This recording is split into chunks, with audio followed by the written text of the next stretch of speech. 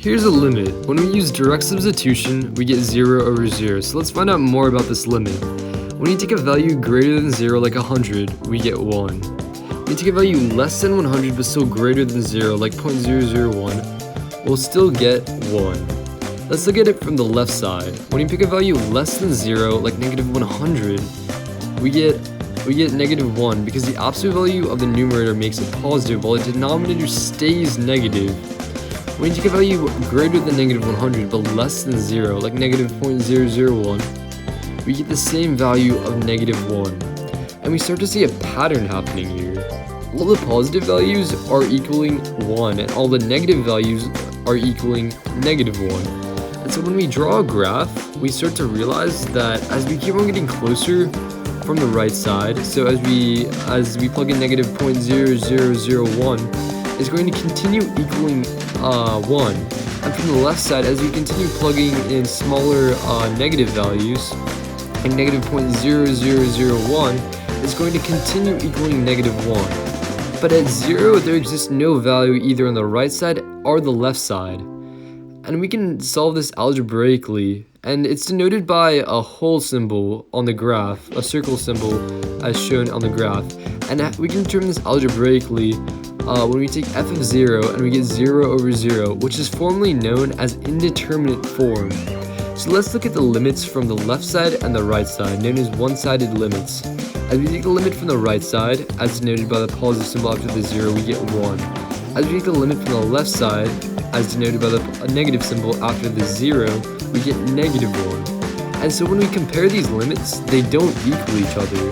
And for a limit to exist, the right side of the limit and the left side of the limit have to equal each other. So we can write a big D and E on this problem.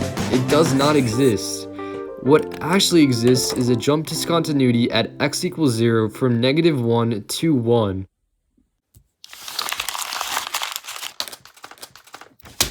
Knowing what we know, that the right-sided limit of absolute value x over x is equal to 1, and the left-sided limit of absolute value of x over x is equal to negative 1, let's apply this in an analytical approach.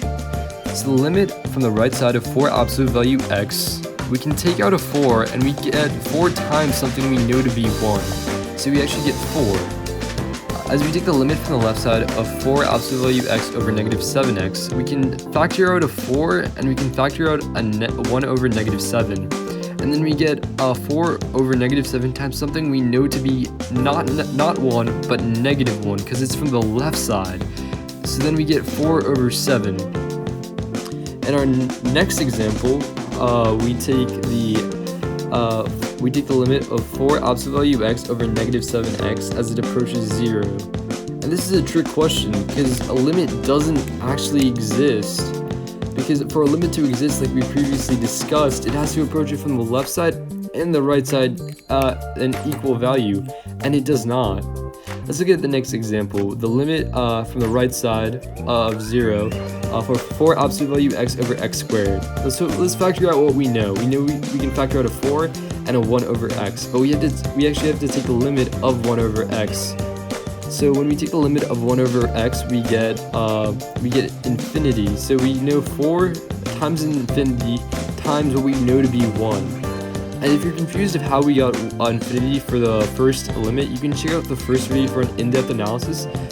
But basically, as you continue getting closer to 0, like 0.0001 and 0.00001, it's going to continuously become a bigger number. And so this is we can say this is going to approach infinity, an ever-increasing number. And so 4 times infinity is going to be infinity.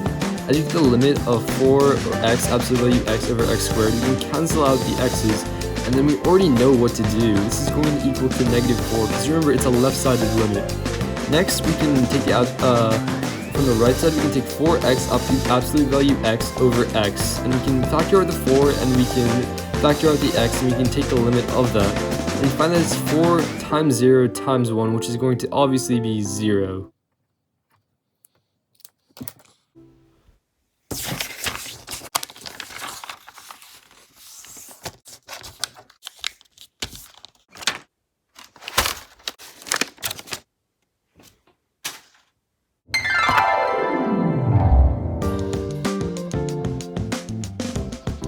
In number 2, we went over some analytical problems to see how we can work with these malleable equations to evaluate a concrete value. Here we're going to look at more overarching principles of how one-sided limits function. So, jumping into it, we're graphing the function f of x. And so, it's important to note that at point A, there exists a hole and a point, and at point B, there exists just a hole. So when we take the limit of f of x as it approaches A from the right side, it's approaching the point, not the hole. So f of A will actually equal the limit. So that limit equals y1. And so when we take the limit of f of x as it approaches A from the left side, it's approaching the hole, not the point.